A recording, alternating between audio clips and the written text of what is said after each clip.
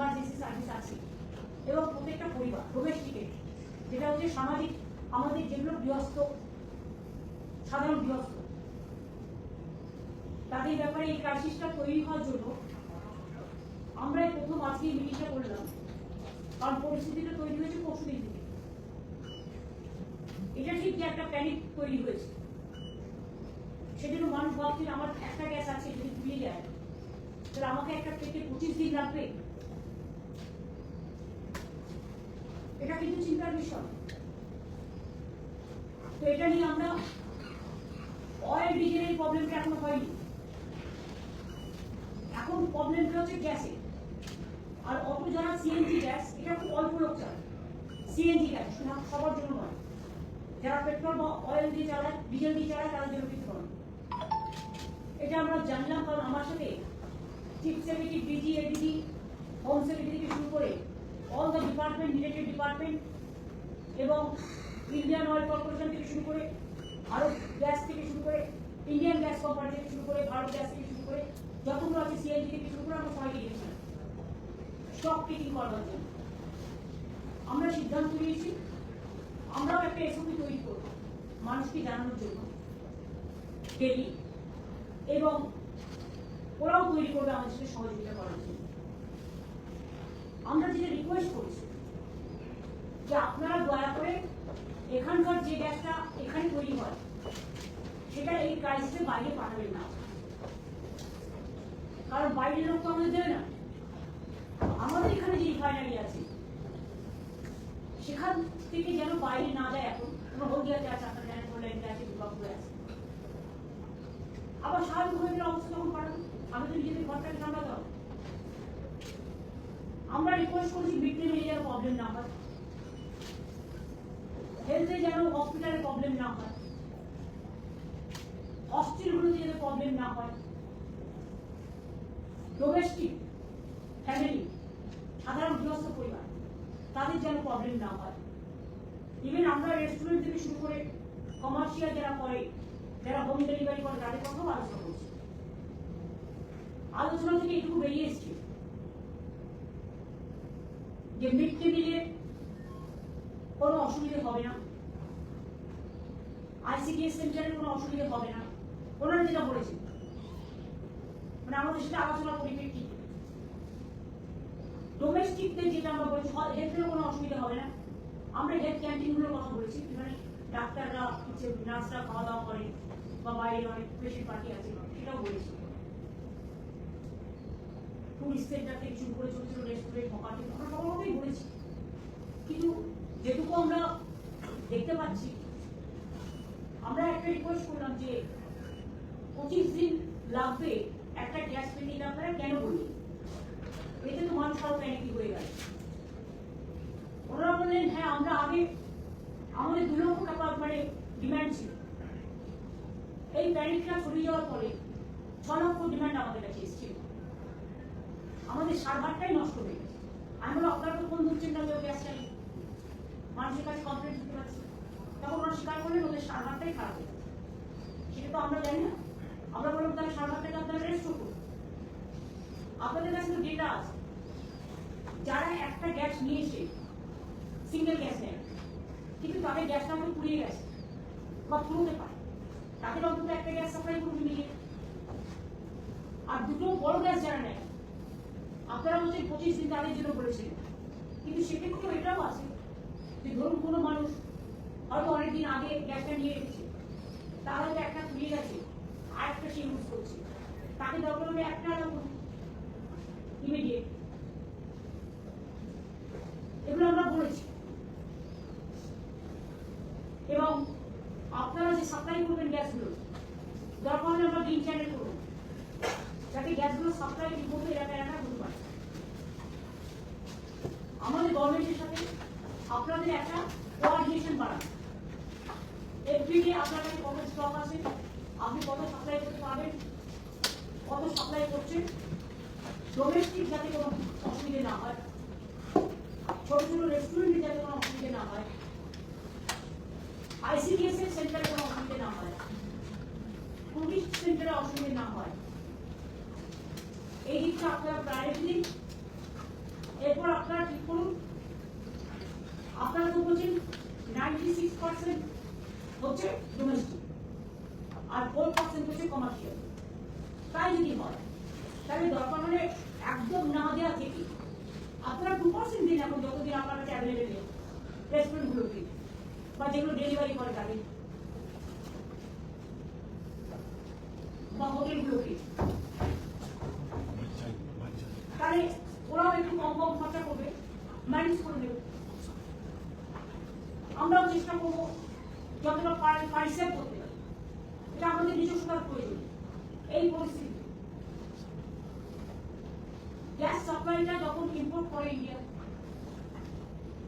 আমাদের নিজস্ব থাকা আছে কিন্তু ইম্পোর্ট করতে হবে, আমি সেলফ সাফিসিয়েন্ট নয়, এটা ওদের থেকে আমি জানলাম সবার থেকে। সুতরাং তারা যতদিন পাঠায় বেটার, না পাঠালে যতদিন পাঠাতে না পারছে একটা রেশনিং চাকরি করুন। কেরোসিনের সাবসিডিটা আপনারা বা কেরোসিন গ্রামের লোকেরা স্টোভে অনেকে রান্না করে, আপনারা তো রেশনে এখন 75% কমিয়ে দিয়েছেন, 25% পায়। কেরোসিনটা আপনারা অ্যাভেলেবেল করুন। গ্রামগঞ্জে যারা স্টোভে রান্না করতে চাইবে, যারা গ্যাস পাচ্ছে না বা গ্যাস নেই, ওটা বাজারে অ্যাভেলেবেল করবে আর রেশনে 50% করবে, যেটা সাবসিডি দেওয়া হয়। এগুলো নিয়ে আমরা আলোচনা করেছি ঠিক, এবং এতে ওরা অসম্মত হয়েছে তার নয়, অনেকটাই সম্মত হয়েছে। এরপর কার্যক্ষেত্রে আমরা বুঝবো,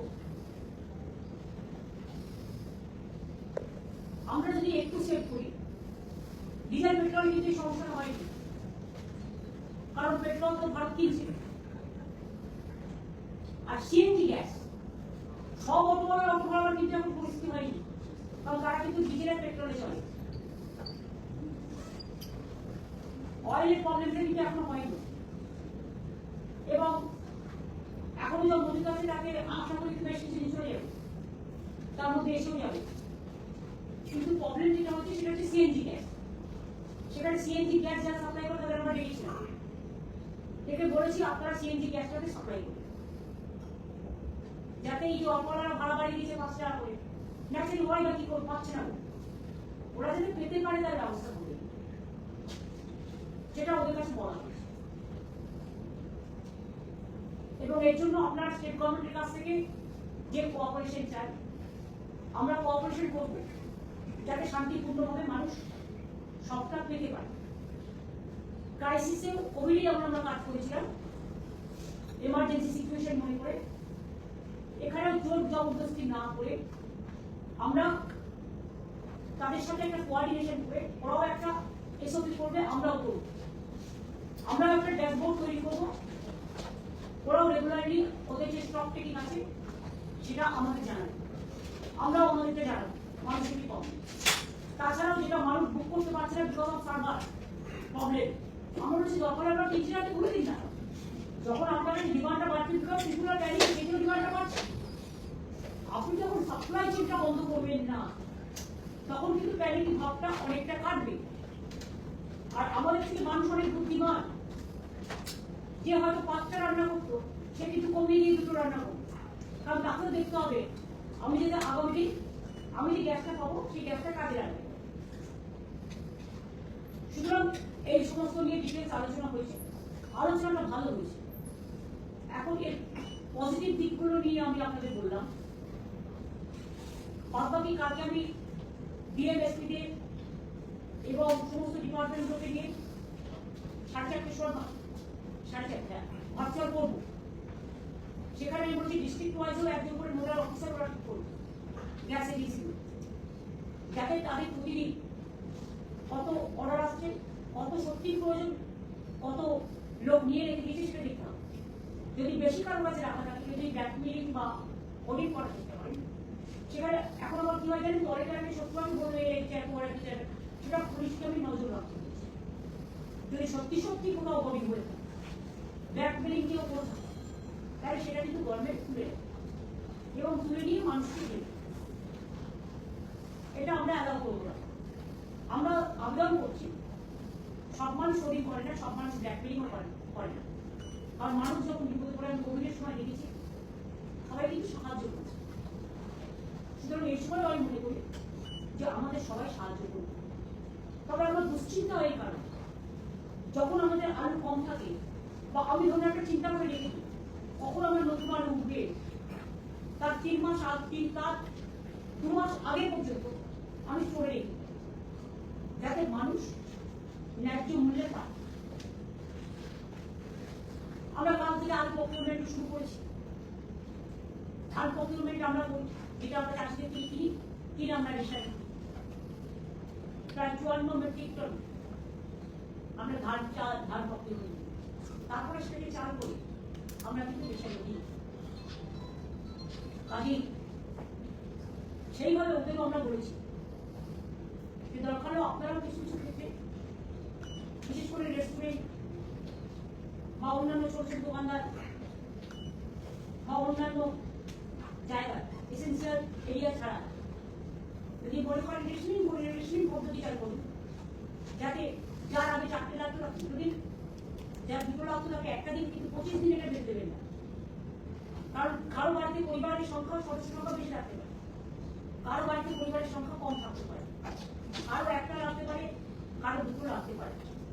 আপনাদের এটা দেখে নিতে হবে যে আমি শুনছিলাম যে অনেকে ফোন করছে কিন্তু আপনারা কানেকশন কেটে দিচ্ছেন।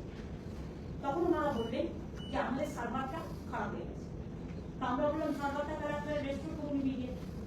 ওনারা আমাদের কাছে একটা রিকোয়েস্ট করলেন যে আপনারা প্লিজ একটা মেসেজ দিন মানুষকে যে প্যানিকই না হয়। আমরা আমাদের সাধ্যমতো চেষ্টা করি।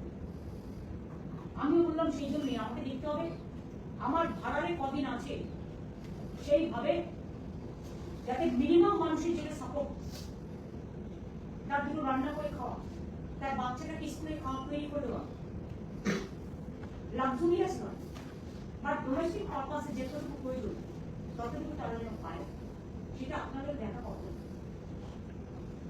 এসব নিয়ে আলোচনা করেছে, আলোচনা পজিটিভ হয়েছে বলে আমি মনে করি। তারপর তো এসবটা আমরা কালকুলেট করবো, আমাদের ওদেরও একটা এসবি আমরা তৈরি করতে দিচ্ছি। আর কালকে মিটিংয়ে ডিস্ট্রিক্ট ওয়াইজ ওদের ছিলেন নোডাল অফিসার, আমাদের এখানকার নোডাল অফিসার করা হয়েছে ইন্ডাস্ট্রি সেক্রেটারি বন্দনা এবং সিএসও যেটাকে মনিটরিং করবে ওই ব্যাগের department, education department, transport department, tourism department, police, সবাইকে এডুকেশন ডিপার্টমেন্ট, হ্যাঁ যারা যারা ডাইরেক্টলি ডোমেস্টিক হাউস হোল্ডার সবার সাথেই করে এই আলোচনাটা আমরাই প্রথম মনে হয় আমাদের স্টেট এই মিটিংটা আজকে আমরা খুব ইমার্জেন্সি ভাবে করলাম। ম্যাডাম হচ্ছে যে এরকম একটা যুদ্ধটা আজ থেকে শুরু হয়নি বা হঠাৎ করে গতকাল অনেকদিন আগে থেকে যুদ্ধটা শুরু হয়েছে, তো এরকম একটা পরিস্থিতি তৈরি হতে পারে সেটা কি বোঝবার দায়টা কার ছিল, সেখানে কি তাদের ব্যর্থতা হচ্ছে একটা সব থেকে বড়, যে তারা বুঝতেই পারলো না যে সিচুয়েশন এই দিকে যাচ্ছে। দেখুন সিচুয়েশনটা যুদ্ধ যদি লাগে, যদি জাহাজ আসতে না পারে, সাপ্লাই চেন বন্ধ হয়ে যায়, অটোমেটিক্যালি যে প্রবলেমটা হয়, যুদ্ধটা যেসব জায়গায় আসছে সেসব জায়গায় কিন্তু আমাদের সাপ্লাই চেনটা ছিল। আমাদের গ্যাসটা আসতো কিন্তু আলমোস্টলি আপনারা জানেন মেন, সেখানে তো কয়েকদিন আগে একটা শিপও চলে গেছে চেন্নাইয়ের বর্ডারের প্রায় শ্রীলঙ্কার কাছে। সুতরাং তারা পাঠাবার চেষ্টা করলো, এসে পৌঁছানোর দায়িত্ব, তাদের রেস্কিউ করে নিয়ে আসার দায়িত্ব এটা আমাদের হাতে নেই, এটা গভর্নমেন্ট অফ ইন্ডিয়া না। যা যা আসতে পারে ওরা আসলে ওটা সবচেয়ে নিয়ে আসে। সুতরাং আমি এটা রাজনীতির সাথে ব্যবহার করতে চাই না, কিন্তু যে কোনো ব্যাপারে প্ল্যানিং, মনিটরিং অ্যান্ড সিস্টেম এটা হচ্ছে সবচেয়ে বড় ব্যাপার। কারণ আমরা যেটা করি প্রাইস হাইক নিয়ে মিটিং করি, মার্কেটে কোনটা অ্যাভেলেবেল নয়, ইভেন অনেকে বেশি দাম কমে বলে অন্য রাজ্যে পাঠিয়ে দেয়, আমরা বর্ডারেও আগলাই এবং তাদের রিকোয়েস্ট করি, কিন্তু কেউ কেউ এই সময় বেশি লোভী হয়ে যায়, তাই বাইরে পাঠিয়ে দিলে দামটা বেশি পাবে। আরে বাবা নিজের রাজ্য বাঁচলে, নিজের পরিবার বাঁচলে তখন অন্য রাজ্য পাবে, অন্য রাজ্যটা কেমন দেবে দেবে না। যে যা নিজের মতো করে যদি নিজের রাজ্যকে সামলায়, সব রাজ্যের প্রতি আমি সহানুভূতি এবং কেন্দ্রীয় সরকারের উচিত সব রাজ্যকে সমান চোখে দেখা।